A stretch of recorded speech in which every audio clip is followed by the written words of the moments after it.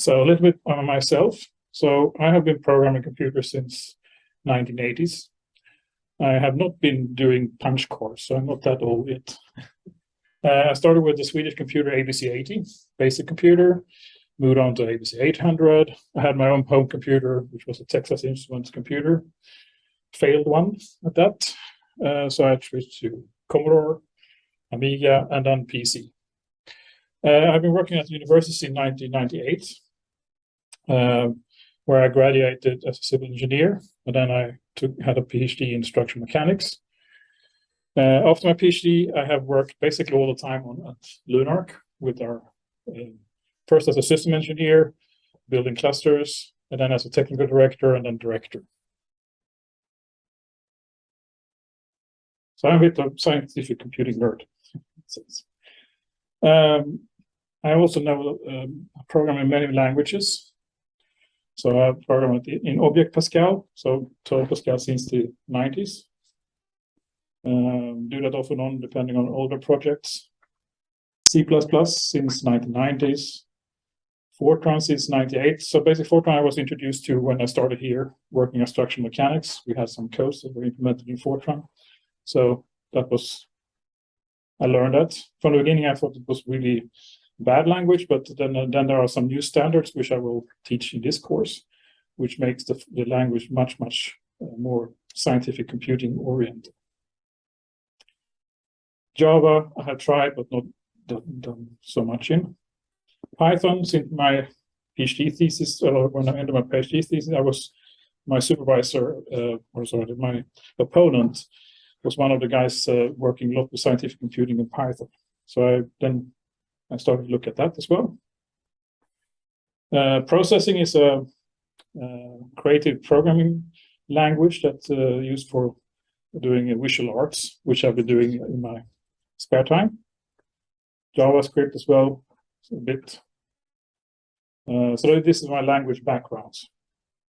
I also developed several finite element codes. So this is an application called ForcePad, where you can draw your stiffness matrices, and then you can get your stresses in the object. You can do that in real time. I also did a three-dimensional structural application called Objective Frame, which also uses some of these interactive features that you can move the loads and you can see the stresses in real time when you move the load. Objective Frame also built on a C++ library called Interactive Visualization Framework, an OpenGL-based visualization library, which was the foundation for that application. Also worked on CarlFem, which is the MATLAB-based toolbox for finite element, which we use in teaching and structural mechanics.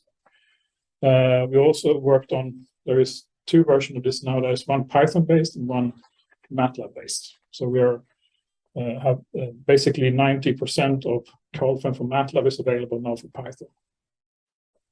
I also did a application portal for grid jobs on the cluster. Worked on the graphical clients for the grid software. Yeah, and the Python implementation for CarlFem here as well. So a number of software have been involved in a lot of visualization-based software. So AirVis is for viewing pseudo sections for resistivity measurements. If you have used Lunark, you probably have seen the launcher menu when you start a graphical application in the desktop. It's called Graphics Launcher. There is also a tool for browsing the module system on the Cube cluster. It's called ML Browser. And then I also involved in developing the Haucon software for simulation of hardened concrete. And then I have some other libraries here as well. This is a sign I did for our motocross club in where I live. So you can see how much time there is left on when you drive on the track. So back to the course. So the course modules, of course, you should have gotten access to the Canvas site, hopefully. Otherwise, we can discuss that in the break here.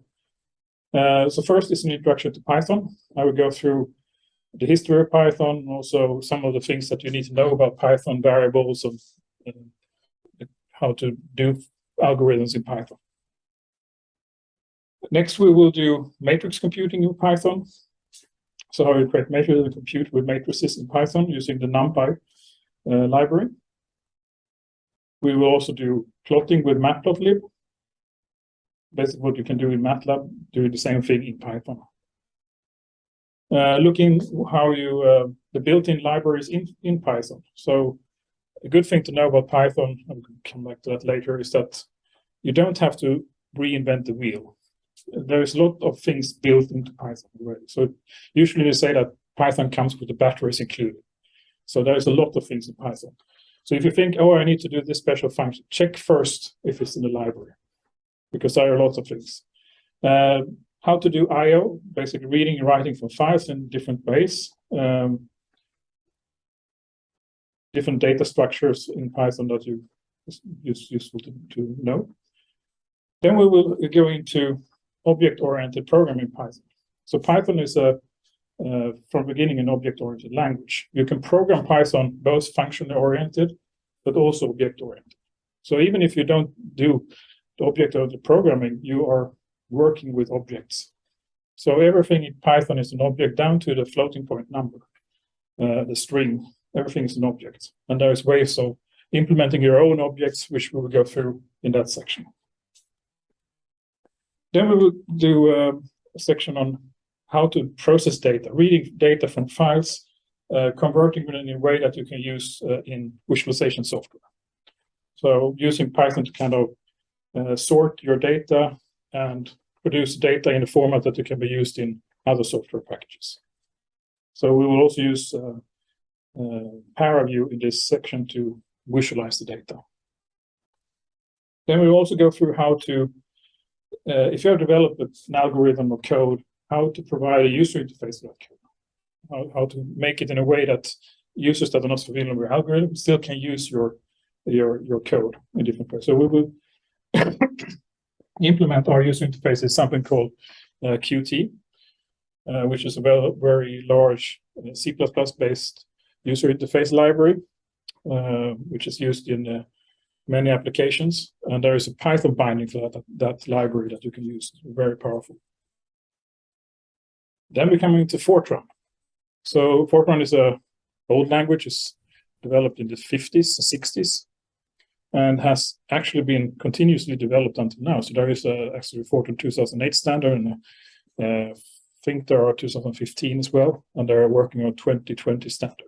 So Fortran is today a fully object-oriented language with a focus on scientific computing. So if you need to do very fast code, Fortran can provide you with that. And combining that with Python, we will go to the final chapter here, which is mixed language programming. So you take Fortran code, we can combine the Fortran code into modules you can use from Python. And then you can combine the benefits of an easy-to-use scripting language and also a very powerful compiled language in the same environment. So that is the basic model, and this will be taught over several weeks here. And there will be assignments for each of these modules. Yeah, as I said here, there are. Don't look at that.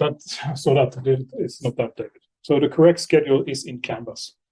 But so you have to do a short assignment for each module.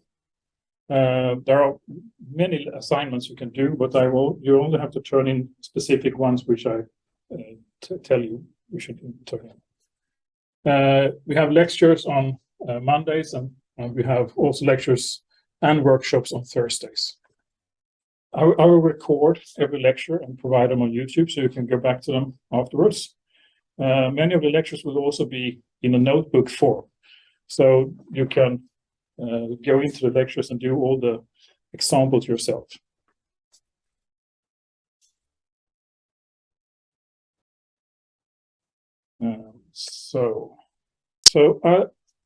You should have access to Canvas site for this course. And I will try to do all the communication in the course through Canvas. So also mark your assignments in Canvas. So everything will be through this interface. Assignments as well. And also, if you have any questions, I will try to answer as soon as I can, depending on what I do else here. So if you have a question, send them through Canvas and I will try to answer them. Course literature. I will be a site with more information. How to think like a computer scientist is one thing. This course, there's a NumPy guide. I will provide you more material for this as well. There are some books as well. This is in Swedish, unfortunately, but there is also Learning Python, Programming Python 2nd edition, Python Script and Computational Science. I don't think you have to buy all these books. You can make do with most of my materials on my slides as well. But there are some good books as well. Little bit, but so I'm a director of Lunark. So just a bit about Lunark as well. So it's a Center for Scientific and Technical Computing. And we provide high-performance resources at Lund University. Those are free, and perhaps some of you already have been using Lunark, but you can apply for a time here, and it doesn't cost you anything. And we also provide, so this is part of our training to give you knowledge how to use our computers in the best way. So Python is installed on all our systems. You have all the software you install on your machine is also available on the Lunark resources. We also have a interactive and PagePC environment. So we don't only provide a terminal to log in. You can log in using a desktop environment where you can have your data remotely. And we also have access to hardware with accelerated graphics. So if you want to do ParaView with 3-dimensional graphics, you can do it directly in our environment too. We have something like 300 compute nodes running scientific codes. In a couple of months, and before end of this year, there will be a new resource called Cosmos, which will have new nodes with 48 cores per node. We have 20 cores per node today. So we have 48 cores per node in a couple of months. Also much more memory. We maintain something like 700 software packages on a machine. So if you have a software that you need, you can let us know and we can install that software for you as well. Yeah, you can see there is more information on our web pages here as well.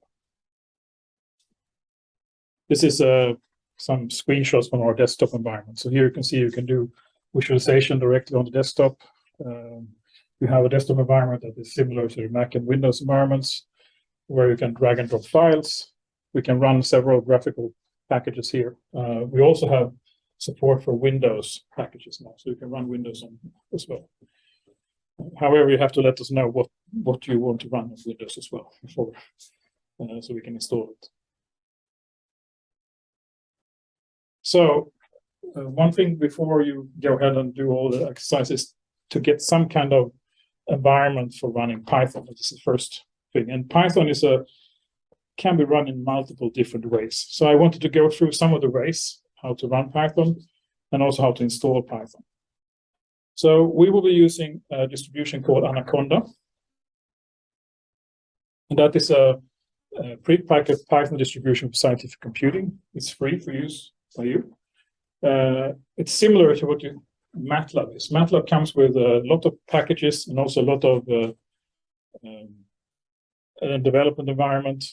Anaconda has all this stuff as well. So you download it from anaconda.com, and when you install it on Windows, it will create some shortcuts for starting something called Anaconda prompt.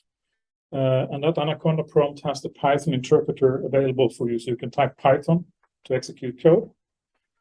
If you have a Mac machine, it will modify the environment. So when you open a Python or terminal on Mac, it will open where you can also type Python and get access to the Python that comes with Anaconda. Same thing goes for Linux. So if you install Anaconda on Linux, you will also get, if you type Python, you'll get an Anaconda version of Python. On Linux, you can actually install most of the things without Anaconda, but I would recommend doing Anaconda because it comes with so many packages that you will require for this course. Otherwise, you have to install every package manually. So some different ways of running Python. So Python, but back to that later as well. But Python is an interpreted language. It will read a source code file and interpret line by line the code. That is done by the Python interpreter. And you can call the interpreter from a terminal. You can call it from an IDE or development environment. You can also call it from a notebook. So there are multiple ways of doing it. So a terminal looks somewhat like this. You have an empty here, and you have a prompt here. When you type Python here, it will execute Python. In this case, I just type Python_W, and it will just show you the version that is installed. If you run it from IDE, this is the most common one. It's called Spider. It is available in the Anaconda distribution. So if you open a terminal, type Spider, it will start up. And then it will provide you a development environment very similar to what you have in MATLAB. I will show you them just in a moment how they work. There's also a way of, Microsoft has a editor called Visual Studio Code, in which you can install Python plugins that will make it a very interactive environment for developing Python and running Python. So if you run it through these, the environment will start the Python interpreter and run your code. And then the final way of running is using something called notebooks. And here I'm running a notebook in the Google environment called Colab. And here you can combine text and code together to execute Python. So this is the different ways of running Python. Yeah. So this notebook, it's the same as using Sublime? No. No. Sublime is more like using Visual Studio Code. Okay. So Sublime is an editor you download on your own computer, and that will run Python. Okay. So, yeah. Okay. So a notebook is you can run notebook locally on the machine. I will show you that now as well. But it's a web tool, so it opens a web page you interact with.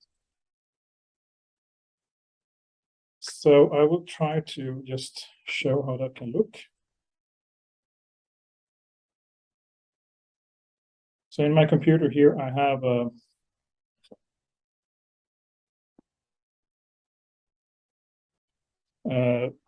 so when you have installed Anaconda, you will have something called Anaconda prompt. I have a different environment here, but it's called Miniconda. It's a different version of more compact distribution. So I open a Miniconda prompt. Let's see if I can make it a bit bigger, like that. So now I'm in a Windows machine. So this is a command line prompt, which is similar to the terminal in Linux, so or Mac as well. So if I type Python here, just enter like this, it will start Python, and you can see here that it's Anaconda version of Python here. So Python is an open source interpreter. So Anaconda has built their own version of this that is optimized for scientific computing. And if you just type Python like this, you will get a 3 greater than signs here. And that means that this is an interactive prompt. So I can actually type, for example, a equals to 4. That will create a variable called a. I can do b equals to 4. And then I can do c equals a plus b. And then I can do print c. So this is one way of running Python, interactively, just like you do with MATLAB. You just enter this prompt and you can execute commands. If you want to get out of this, you press Control C, and you're back in the command line prompt again. Yeah. Is there any advantage of using the prompt, or could you just do that in the normal terminal? You can. The thing is that with the Anaconda prompt sets up the search path for Python. So if you open a normal terminal in Windows, it's not the path is not there. Yeah. So this will set up the things so it's the right environment. You can see there's a prompt here called it says base here. That is the base environment. So this shows you that you're in Anaconda. So another way you can do is also, so Python can execute commands in a script, and usually you call these files with an extension .py, And then you can do like, so I will just create a new file here. So code here is the Visual Studio Code. Sorry, I will try it. Code in this directory like this. Then I do file new. And I save this a equals to.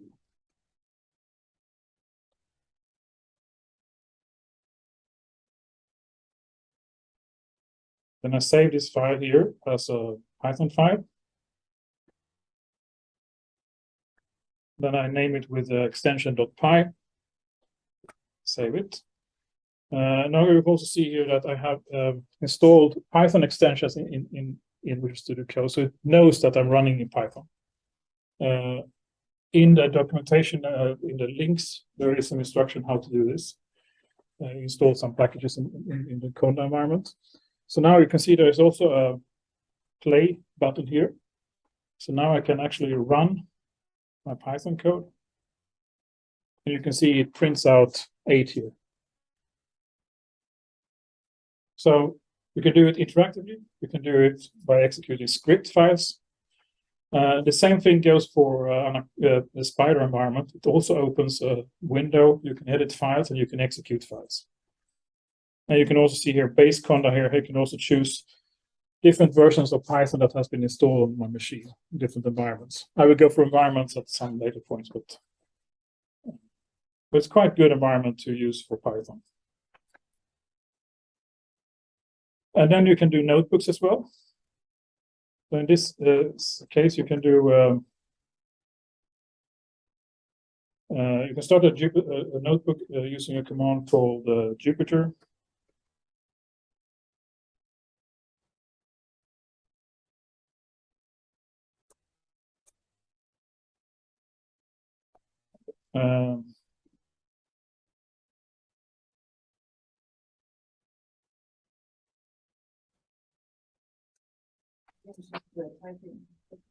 I have a, because this is Miniconda, a very small version. I don't have all the things that are in the Anaconda installation. So that's why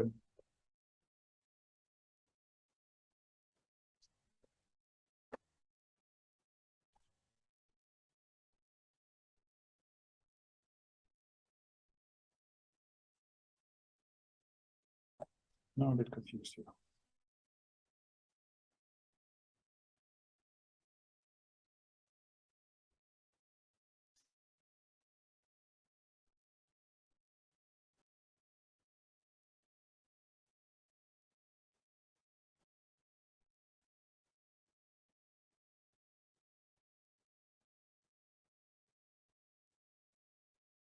Okay, I will not go through, but when you do that, it will start up a web browser and you can do notebook. And a notebook looks very similar to what I have here. So a notebook combines text with code. So you can actually run Python code directly in the browser.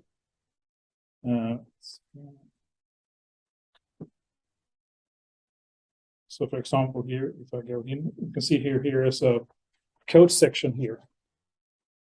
And when I press play here, it will execute that Python code directly in the browser. And you will get these lecture, when I'm done here, you will get those, you can access them yourself. So these are the 3 ways that you can execute Python code.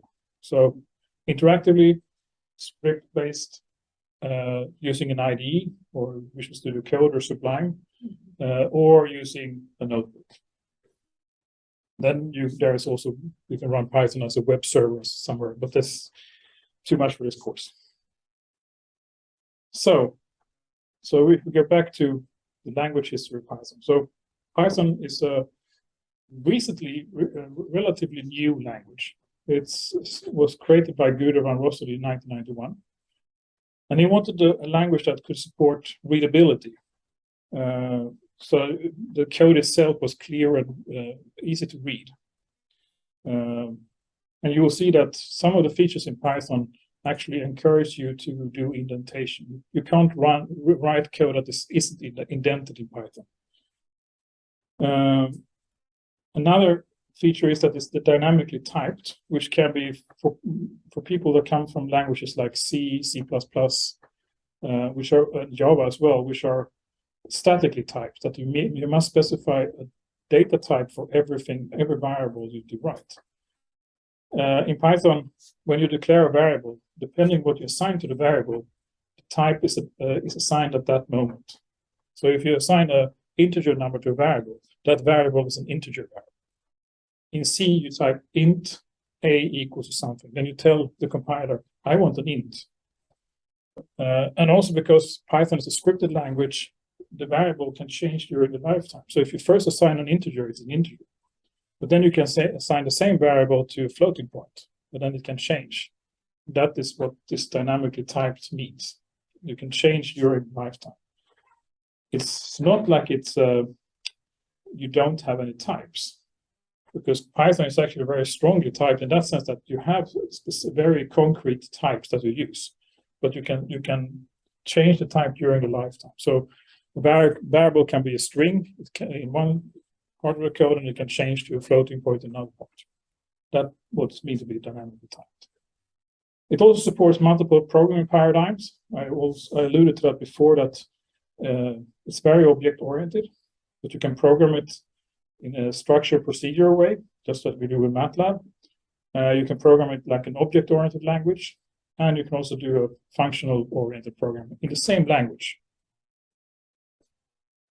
There are several versions of a language. So you have the first Python version 2 was released in 2000.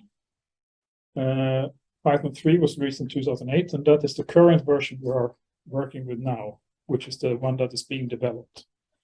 And the latest two versions, 2.7, 18, should have reached end of life, and I hope it goes back and forth to the end of life, but they were not developing the 2.7 branch anymore.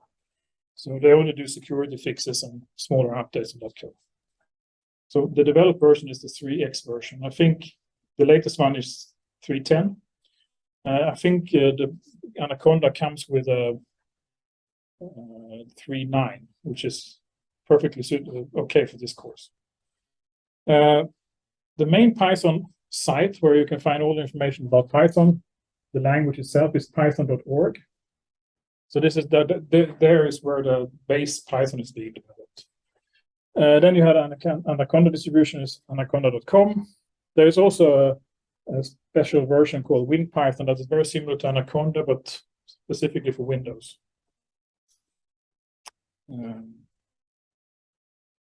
Question. So Yeah. what is the difference if I have Windows and I install Anaconda or WinPython? What would be?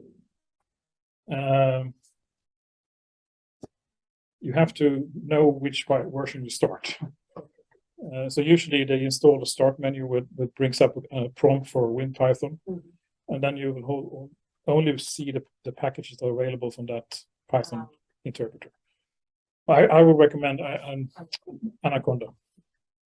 You can use a Miniconda as well, but I think for this course it's better now. We go through the environments later, but there is an option. Miniconda is a very small installation of Anaconda, but where basically only the rudimentary packages are installed. So you don't get NumPy, you don't get anything. So yeah, but it's good to know that, because sometimes when you do things, you want to control it yourself, and then Miniconda could be an option.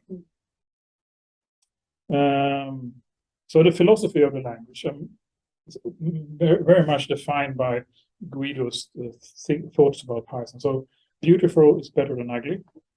Explicit is better than implicit. Simple is better than complex. And complex is better than complicated. And readability is what counts. So a lot of things in Python is done for it to be easy to read. Program structure. So a Python program is usually stored in a text file. Contains rows of statements. And every row is translated row by row by a Python interpreter. In many other languages like C and C++, you compile those text files into binary machine code. In Python, the machine code is translated and executed line by line. So it's a bit different. So there is no compilation step involved. Empty lines are ignored. And usually you store your text file with an extension .py. That is also something that we call for source code files. So this could be an example of a .py file. In many places you see this first line here, it's not required. It just tells the environment which Python interpreter to use. In this case, I want to use a Python 3 interpreter. With Anaconda, you don't have to do that, because the interpreter is called Python. The second line here could be important. If you are going to use international characters in your source code, in your strings, you need to tell the Python interpreter what encoding those are stored with. Usually UTF-8 is okay, just put that in and it will work. If you don't put that in, you can have problems with international characters. Comments start with a hashtag. This is will not be interpreted. However, they will be read by the interpreter because you can provide documentation in comments as well. We have a statement here for you. We'll go through that later. And you can see here a colon at the end here. That means that this is there comes a code block here that will be repeated. And the code block here is always indented. So that is how you structure your code. I want to loop execute something several times. That's something I put in a code block that is indented.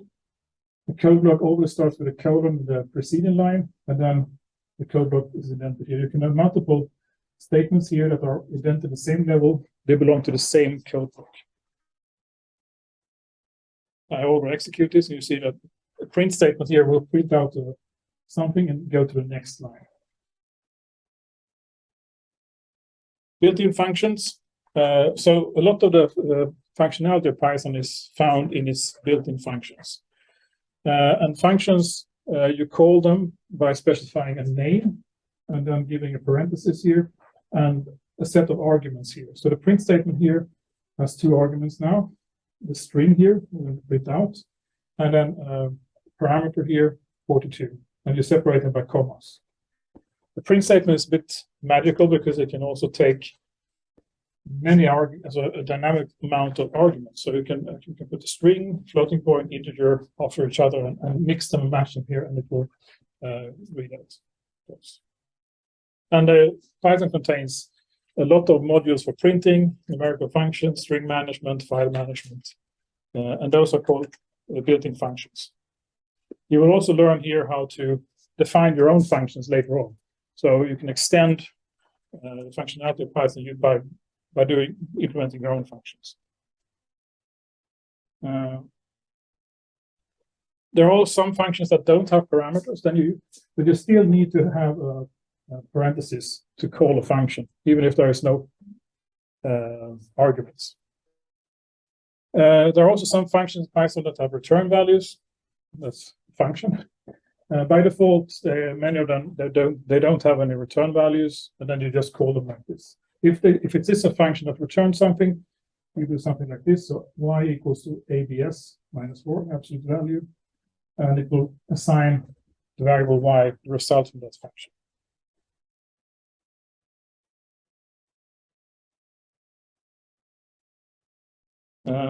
Also, something that is a bit special to Python is that a function can actually have two return values or more return values. And then you just do q comma r, and then this function will assign both of these variables depending on the result. And this pair here is often called a tuple as well. It's a special construct that a pair of values.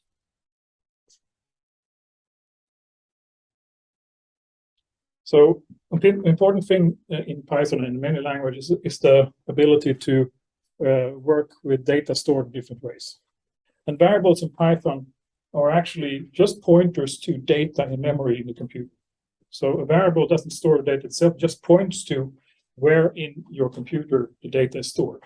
So there are references to data. So you can compare it to when you are going to a restaurant and you want to put your jacket in. You get a ticket, and the variable is the ticket to your data. So in Python, you can actually have variables that points to the same thing. Two variables pointing to the same thing. As I said before, you don't have to specify the data types when you assign variables. The variable is determined by the data type in the assignment directly. And a variable reference, like I said, can actually have different points to different data in memory during the lifetime of the program. So here is an example here. Here we assign A equals to 1, B equals to 15. And because the number I assigned is an integer, the data type will be integer. There is no decimal point, then Python will treat it as an integer. Same thing with B, it's a 15 here, so it's a integer 15. Floating point variables, if you specify a decimal point, it will become floating point. So if you want to specify 14.0, you don't specify 14, but 14.0. Then it will be floating point. Strings, just assigning with a quotation here, it will be a string variable. Lists, you have a square bracket, and then you list your variables that you want to go into the list. And a list can contain multiple different values or different types in the same list. So you can see here 1, 2, 3, that's integers, and there's a string. What you can do then, which is the interesting thing here, I see I have reference A here, it's an integer, and I can assign a string to A, and now it's a string. So you can do this in the same code execution. Now this will not execute anything. So now A is a string. So you can have this, you can switch references on reference to different data during execution of the code, of your code. Variables, variable references can be named. You have to use only letters from the English alphabet. It can contain numbers. It shouldn't contain any special character except for the underscore. And a variable can't start with a number. So it has to start with either a letter or an underscore. Variables are also case sensitive. So if you have coded Fortran, which doesn't care about case sensitivity, in Python, Python does. So if you write area with an uppercase area and area with a lowercase, it's two different variable references. So here are some allowed name. You have first name. So there's English characters and an underscore. Last name, number, I2. Those are okay. These are not. So 1 starts with number, not allowed. International characters are not allowed, only from the English alphabet.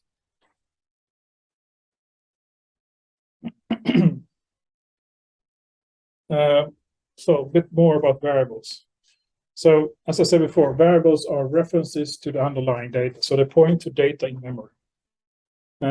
And when you assign a variable, memory is allocated for the value to be stored. So if you A equals to 2, Python will allocate memory for the number 2 and assign a variable reference to this data.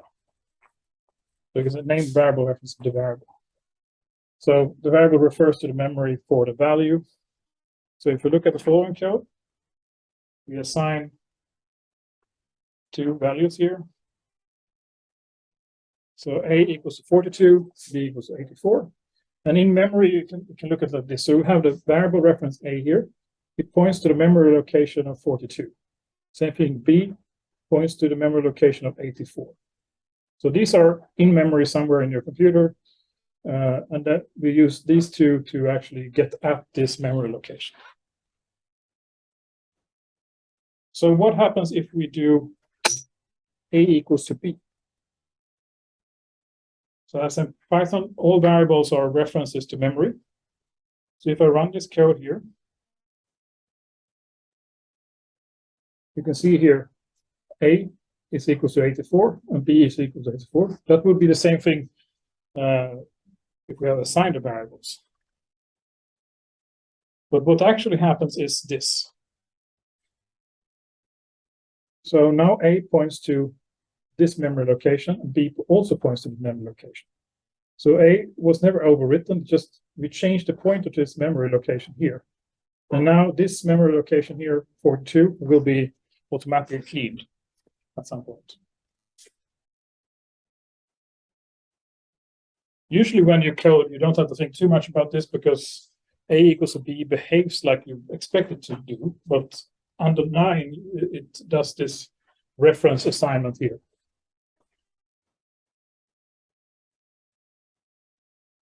So what happens then if we assign another variable to A here? So now we create a new memory location here with a value of 21, and now A points to that one as well. And this 42 is still orphaned.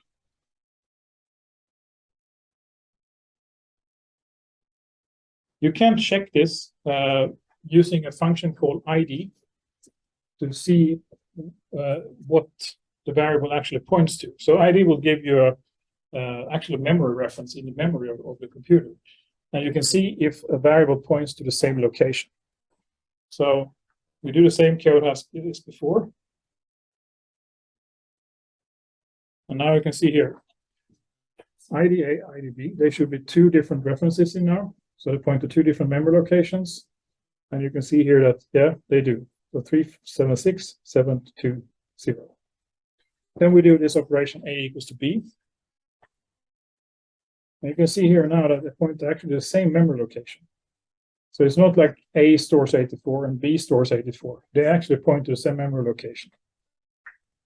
And we do A equals to 21.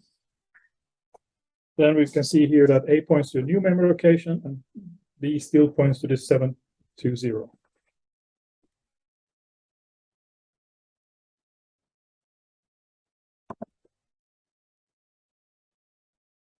So, data types. Yeah, we have already seen some of the types. So we have the base. If we assign a integer value like this, A will be an integer variable.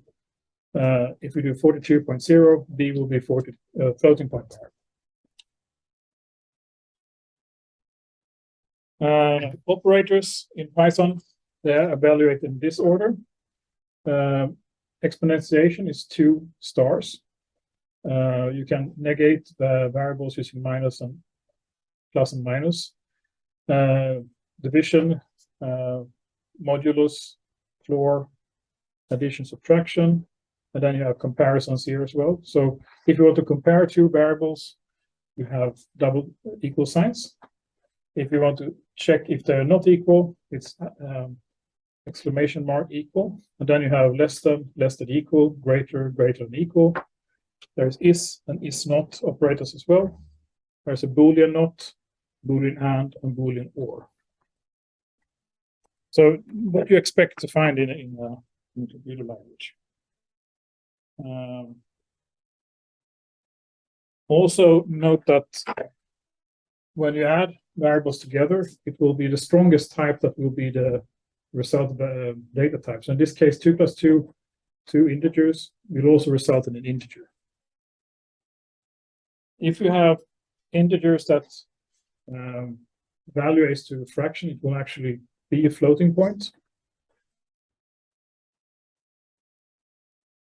You can see here that it returns a floating point value here, even if there are only integers here. This is something to look out for if you have a Python 2 code. Python 2 actually values this to an integer. So they're between 2 and 3, this is something that changed. So you can have some errors due to this if you are not careful. Same thing here. In Python 2, this would be an integer. Now it's a floating point result.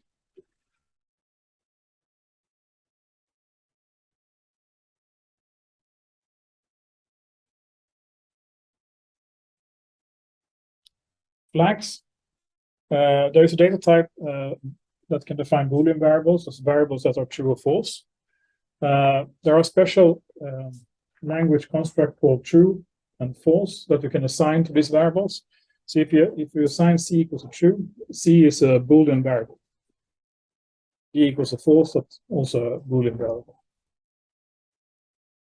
Then you can use an if statements to evaluate if C then do something. One of the most powerful data structures in Python is the list. And the list is a data type that can contain list of values with different data types. And it's very easy to define a list. You just assign value equals to bracket. That's an empty list. And then you can also create a list that is pre-populated with values. You just bracket and then you list your values separated by commas, and it will create a list.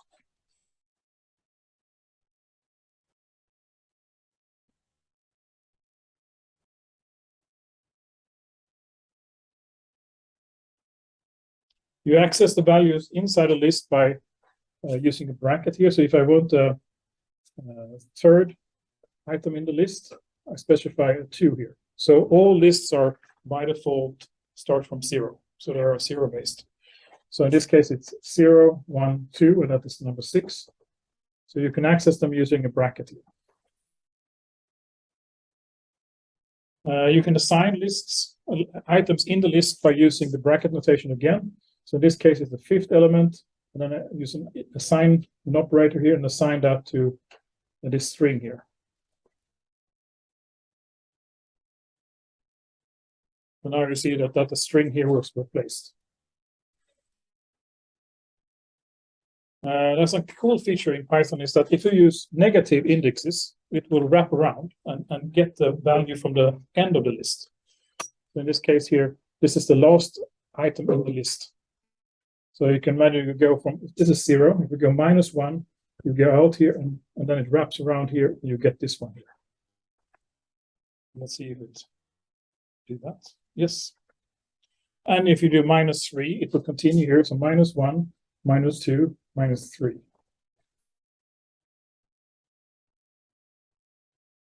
Also check that. So that is a really nice feature. We do a 10 minutes break now, and we'll continue with lists after the break.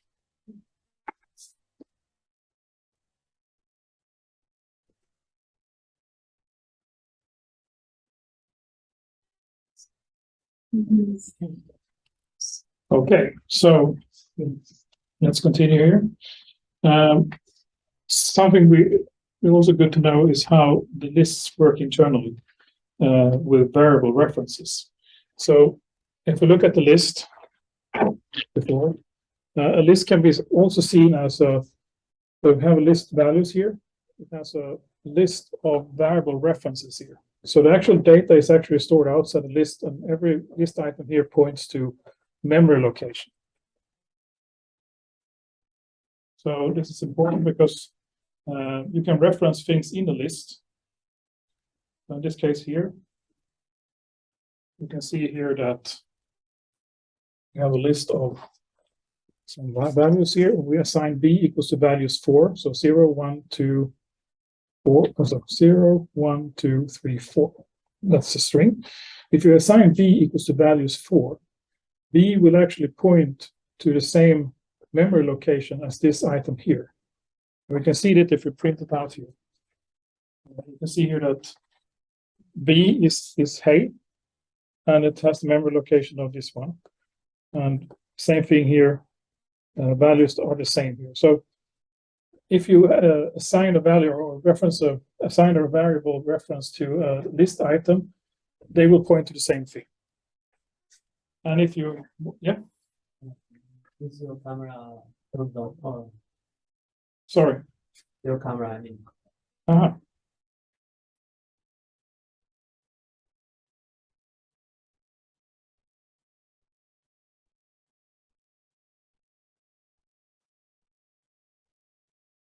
That's strange.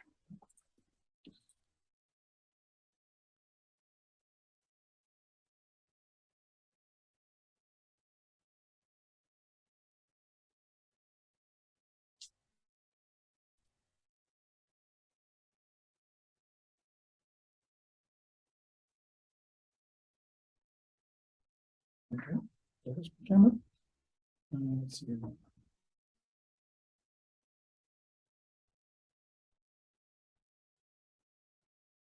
I'm recording the entire screen, so if I'm falling out, it's too much problem. Okay. So you have to be a bit careful with variable references. References being in the list.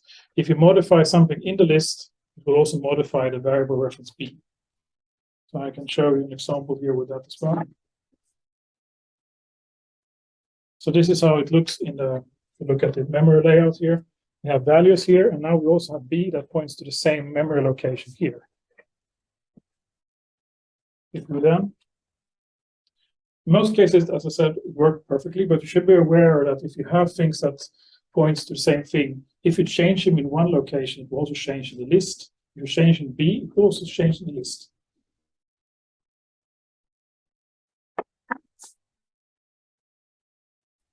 Let's see here.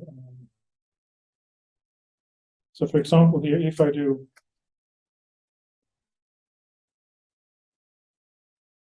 so if I change the values for equals to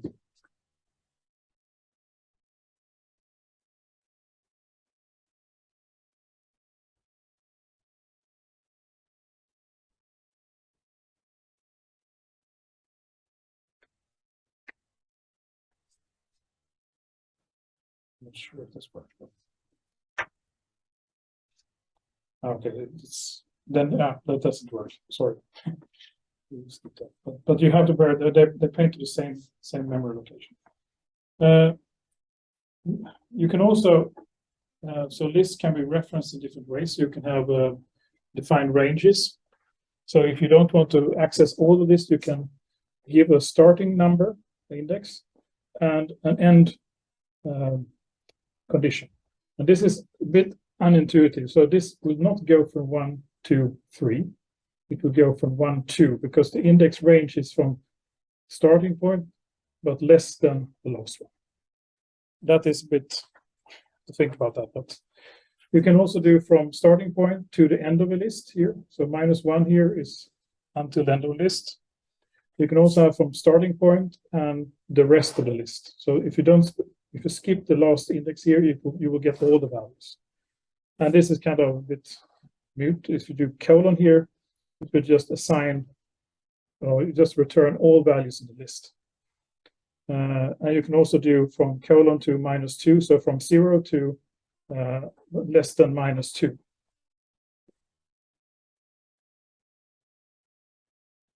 And you can do stuff like that from -3 to index. So if I run this here,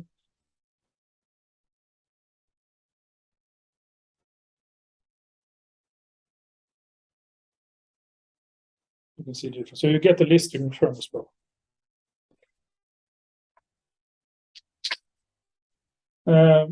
Size of list. So if you want to know how many elements there is in a list, you can use a special function in Python called len, and we will see that this function for many data types. So len will work for both the lists, for the dictionaries, for the strings.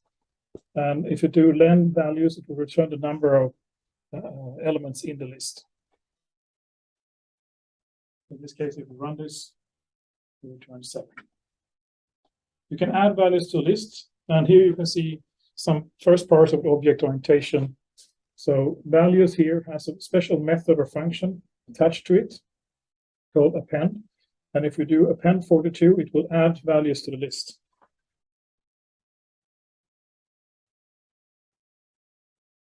Oh, sorry. Now it added 42 at the end. And then you can do insert here. Oh, it became 2 here, but insert you select the position where you want to insert things. So that after 1 here, and it will add this string here. And you can see it added a string here. Actually added once again here.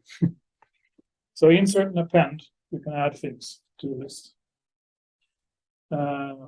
You can also remove things. So you can do, for example, values.remove, and then you can give which item you want to remove. In this case, I want to remove a string squeeze. and it will find this item here and remove it from the list. So here you can see before remove it, the list looks like this, and after remove it looks like this. So it will only remove the first element of that. So it will only remove one. If you want to do again, so if we run this once again, it should remove the second one. Yeah, you see it? Yeah. Yeah, so when you talk about this memory allocation, Yeah. if we have two squeezes in a list, there will be two different memory allocation, or is it the same memory allocation because it's a different in this list and the list? I mean, the same ID. So if you get the range, it will be the same variable references. Yeah. So if you want to have really a copy of something, there is a method called dot copy that will return you a list that is actually a copy of the list with the values, new value references. Because I'm thinking now if we remove the squeeze, if this, I mean, it's the same string but different positions, will it then relocate a new memory ID, or are they separate in memory ID? Is this ID function before gave the same, if it's the same number, right? That number one is the same as before. Okay, but the squeeze. The squeeze here, Only one squeeze. if you insert squeeze, it will actually insert two of them and create memory for the second one. So separate. Memory. Yeah. So just that they have the same string, Okay. but there are two different ones. But even if you modify a list like this, it will keep the references to the same data that for each value. But if you want a copy of a list, there is a method called .copy that will actually take all this variable data and copy them and create new memory for those values. In certain cases, you want a copy so you don't modify the list. Because if you modify a list, the reference from the B will still also be changed. And sometimes you don't want that. You want to have really, I want a copy of that. That's why I'm talking to you about this with the references, because I wasn't clear when I started learning Python that this was actually what was happening. So I tried, my variable changed. Why? Because I changed it in the list. So that's why so to be aware of it. You don't have to think too much about it, but keep it in mind that everything is a reference. So there's also a way of deleting things using the special method called del, which is also a special function that works in all data types in Python. So in this case, I want to delete the first element of a list. And you just give it input the first element of a list. And then you can see it removed that one. And of course, you can do the same thing here by specifying ranges you want to delete as well.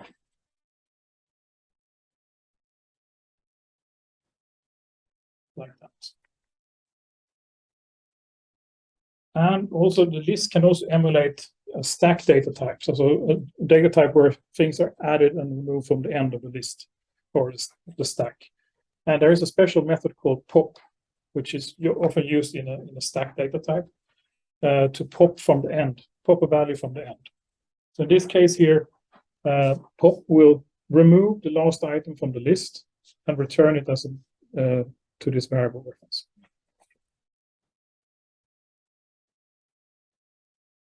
So it took the 4 here, and then I was returning in the list after this is 3.6. You can clear a list. Different ways of doing it. One obvious thing that this is the kind of the MATLAB way. You assign an empty list to the same variable reference.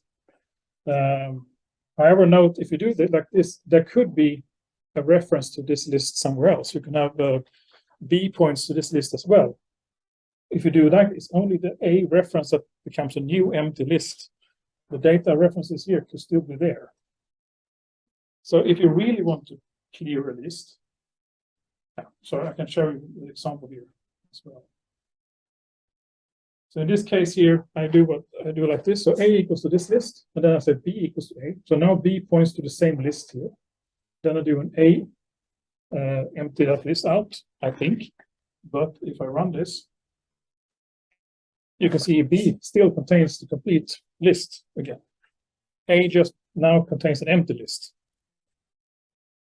So if you really want to clear a list, there is a method called clear. So if you do a.clear, the situation is a bit different now. Now you can see here that A and B are pointing to the same list. If I do a.clear, I print B, that is also empty.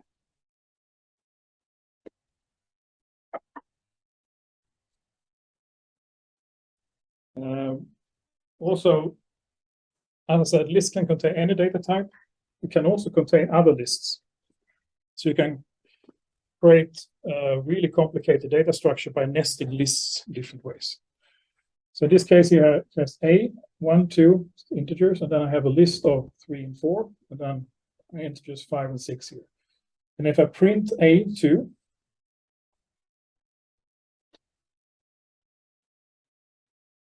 I get the list back. So now this is actually a list contained within the list. So this outer list has 5 elements, and this inner list will have 2 elements. You can access the elements here directly. If you want to access this first element of this inner list, you can do first A2, which is 0, 1, 2, and get to this list. And then I can just add a bracket here to access the 0 element of that list.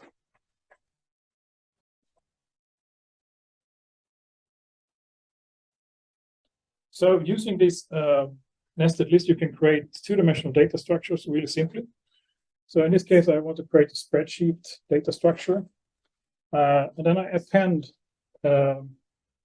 each row is a list here. So I add append, and here is a neat trick. If you don't want to specify 10 elements in the list, you can create a single list item here, or a list with a single item, and you multiply it using the multiplication operator by 10, and we create a list of 10 zeros. So now I can have I add a row that has 10 elements. I add 4 rows. I print it out. You can see here that I have, this is a list of 10 items, list of 10 items. Every row here is part of the list. The spreadsheet here has a length of 4. So that is the 4 rows I have in my spreadsheet. I can access the first row here, 5th element, or 6th element here by specifying 0 and 5 here. So this way we can create really quickly flexible data structures. However, don't you create matrices like this. We will have we use a separate module called NumPy for doing efficiently array constructs with numbers in them. Lists are flexible because they can contain any data type, but they're also costly in that sense because they are more complicated data structure. And if you want to calculate on arrays and matrices, you need something that is more suited to that, and that is what we're going to look at NumPy for the next lecture. So, but for certain things, it could be very useful to have this kind of flexible. It's easy to remove things. It's easy to add, easy to modify.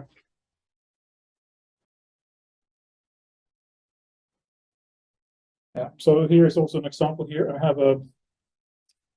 I create a list B here, and I add my list B into the A list here. And then I say B0 equals to -1. And what happens then?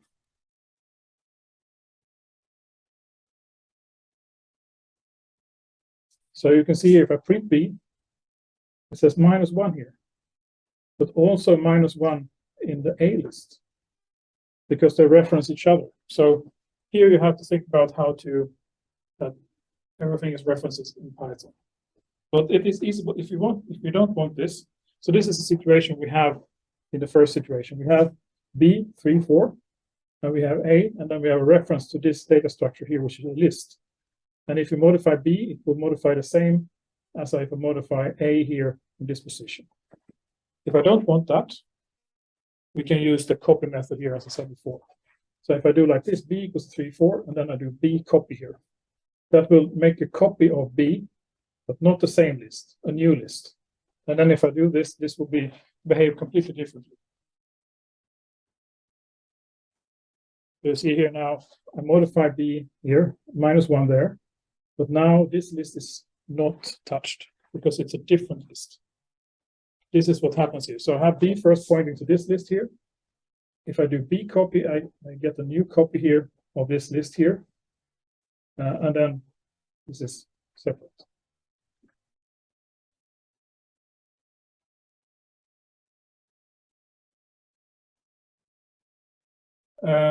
Short about tuples. Tuples is also a special form of list, but they're a bit different from a list. Tuples is ordered. They can't change, so they are immutable. And you specify them with the parentheses here instead. If you have lists that don't change, tuples are faster. You can iterate over them faster than lists.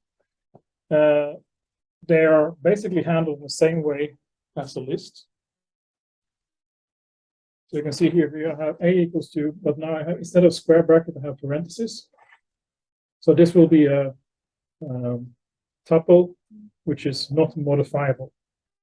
I can print it, I can access an element.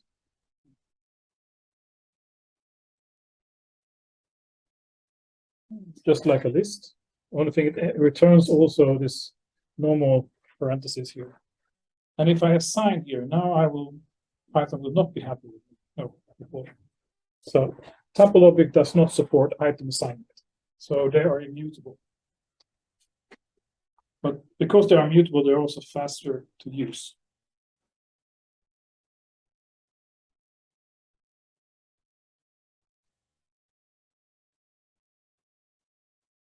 So this actually works.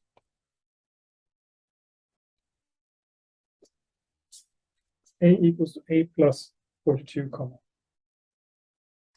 But we said that tuples are immutable. But the thing is that this actually creates, this is a tuple. And then we add to this tuple here, and that creates a new tuple that is immutable. So you can actually create new tuples quite quickly without modifying anything.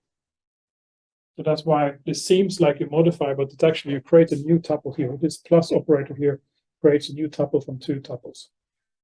And you see here, you can have them together.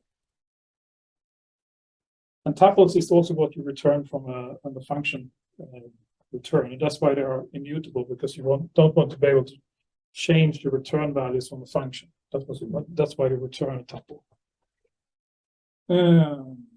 Strings, also important data structure. Sequences of letters. And Python is extremely good at having multiple ways. I think there are at least 10 ways of creating strings. I will not go through all of them, but some of them that are important. It's very easy to do it.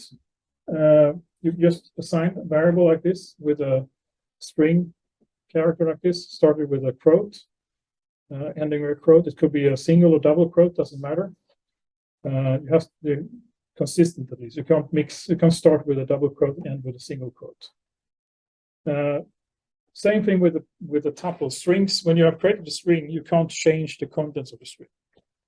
Sounds strange, but it's actually not that big of a limitation. So we'll see that later here.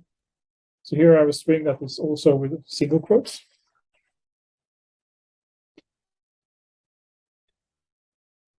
Here print the same thing. You can do things like, so if you have double quote a string, you can use single quotes here, and that will be a part of the string. And you can all do the thing. If you want double quotes in your string, you can have a single quote a string like this, and then you get those things.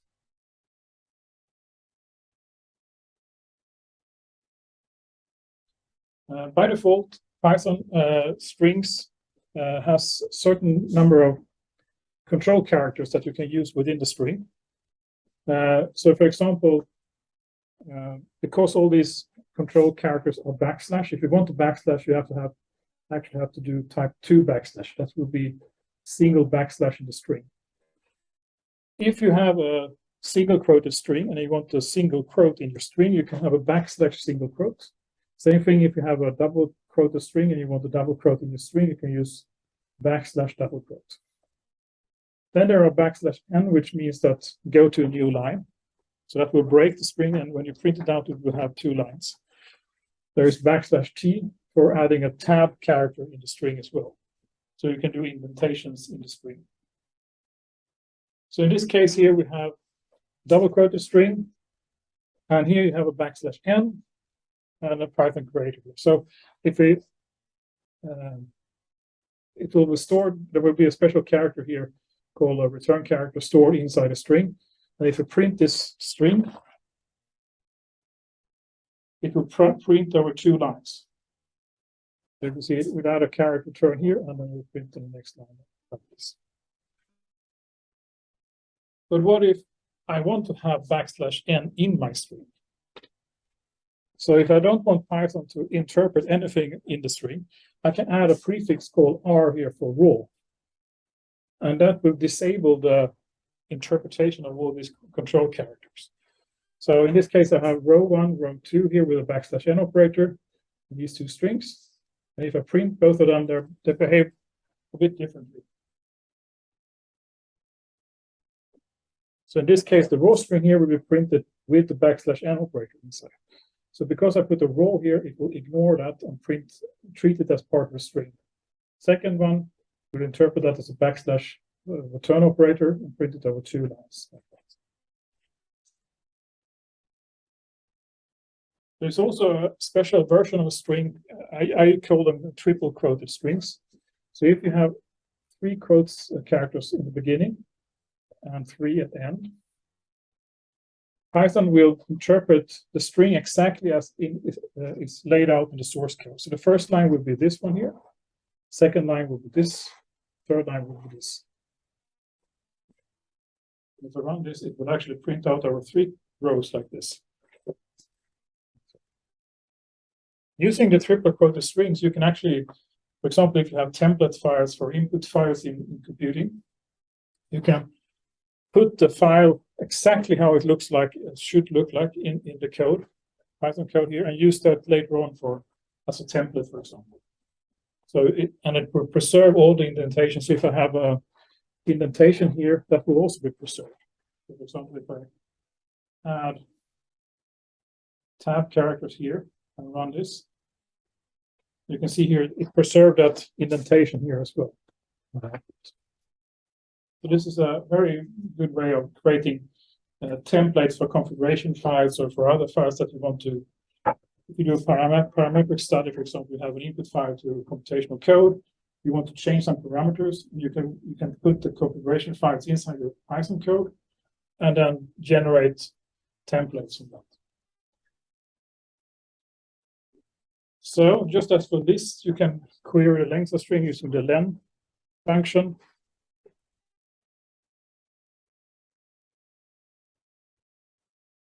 And as I said before, even if a string is immutable, you can't change the individual characters. You can easily create new strings like this. So if I have string 1 and 2 here, I can create string 3 just by adding them together.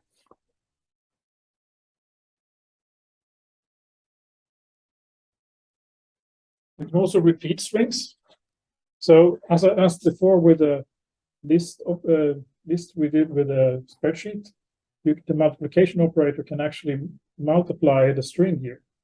So for example, if you want to print out this string here with an underline, you can do s2 dash multiply by the length of the s1.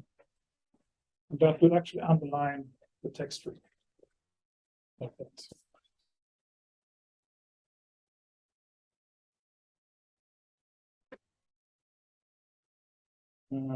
This splitting strings. This is also a very common operation when you read input files and you want to process data in some way. You have text files full of numbers with spaces between them. You want to split them up in different ways. So Python has a special, the string has a special method called split. And by default, that will split by spaces. So it will take this and take it apart, return a list with the words. You can see here now I get a list here with all my words from this string. I think so. For here, maybe we want to separate every second word. Yeah. How to do that? So, Then you should read in the list first, uh-huh. and then you index the list Okay. by step size. And then you do. Yeah. Okay. It's hard to do that. The split doesn't support every other, but because it's a list, it's easy to modify on the list instead. Okay. Then there's also, by default, you use space. If you don't give anything, it's space. But you can also give us which operator it should use for separation. So in this case, I use have a string with commas in them, and I split on the comma instead. And you can see here, you get strings here. You get some spaces here as well, but so everything between the commas are part of the split. It's also possible to create strings from this to go the other way around. So if, for example, here I have my list of words, and then I can do, this is a bit odd command. It's called join. So there's a string method on the string called join. It takes an input, a list, and it takes the string here as the delimiter. So it will join this list here with spaces and create a new string. And if I do a comma, it will use comma instead. And if I do an empty here, it will put the words together without space. So you can see here we create a sentence here with spaces between. Here we create a list with separated by comma. And here we just kind of put everything together without any separation. So join, bit of an odd command, but it's very powerful. Another operation that is usually important with strings is figuring out if there is some kind of word in the string, a keyword or anything. You can use the in operator. So if vocalia in s, that will return true or false. So if that string is part of this string, it will return true. If I run this, it says true. If I say with lowercase here, it should be false. Yes.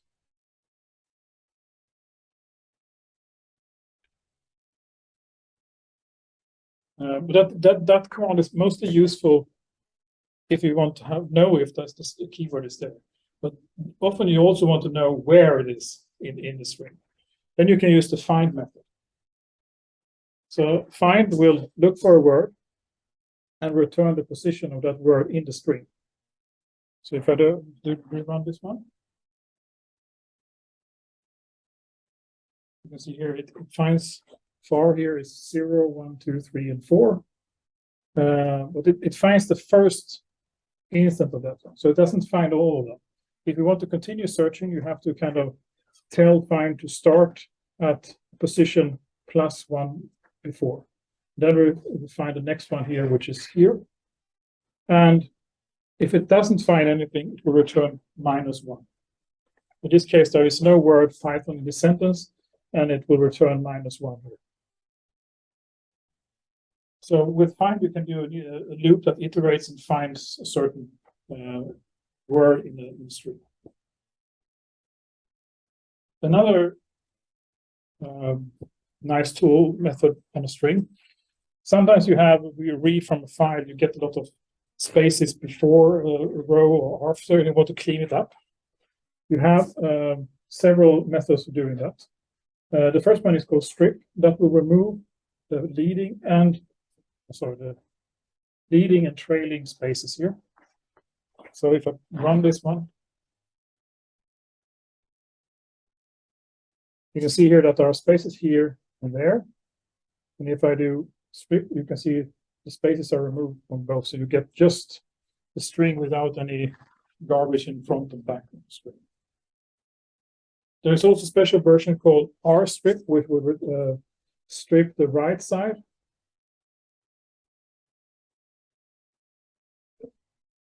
Now you can see here that we have there's spacing here, but this is not removed, but it removes the right side spacing. Right. And of course, there is left strip that does the opposite. It removes the leading string here.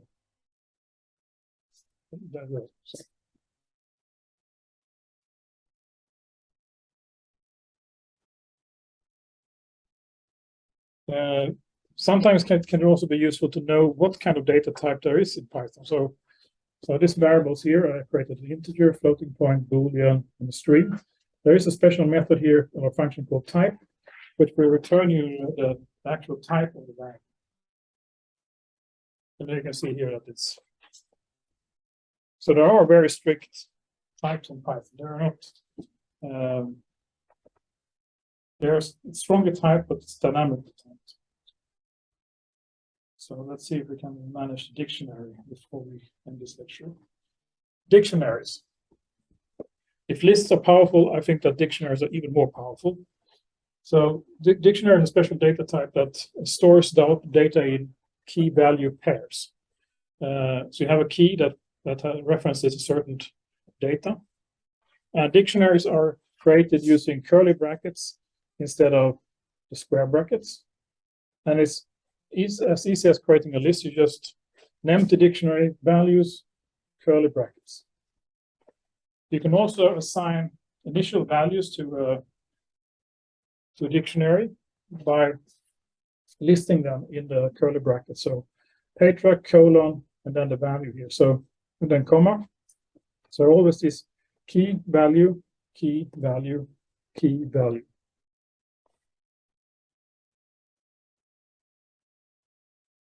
And you can see if you print it out, it will print out the entire dictionary. You can print a specific key, just as we do with a list that you specify index, you can specify here a key instead. So if I want the value stored with the key David, you just do print values David, like that. And it will print them out like this. You can also create new keys by specifying values, square bracket, Peter, and then assign a value to that. And that will add a new key value to the dictionary. And the nice thing with dictionaries is finding dictionaries finding keys in a dictionary is fast. So that is the reason for having dictionaries, that you can find things fast in data structures. And to do that, we have defined a dictionary here with 3 key value pairs. And if we want to check if something is inside the dictionary, we use the same operator as for the string. So Petra in index returns either true or false, depending on if it's in the dictionary or not. Usa here in index, so one of them should return true, the other one should return false, I hope. Yes. This one is true because it's in the dictionary. This one is false because it's not in the dictionary. And this operation here can be done very fast because it's stored as a search tree. So you can quickly, so the Python can quickly find these items. As for the list, you can query the length of a dictionary by using the length method. So this method goes through all, it can be used for every data type in Python. So in this case, it's 4. Adding values, as I said before, we can just do like this. Assign a new key value by using the square brackets here, and then assigning a new value to it.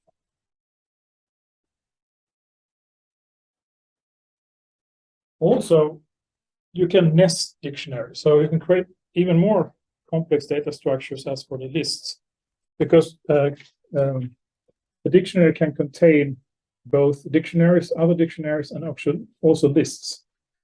So in this case, I have a configuration dictionary here. I have 3 major sections here, or keys: general, constants, and items. And this is general is also a dictionary in itself. Constants as well, items as well. And items here, you can see I have a key here called values that stores a list. So you can actually create a really complex data structure by using dictionaries. And then it is very easy to access them. So if I want to access the username in the general section, I can just specify config general and then another square bracket username. And it will return the value Ulla here.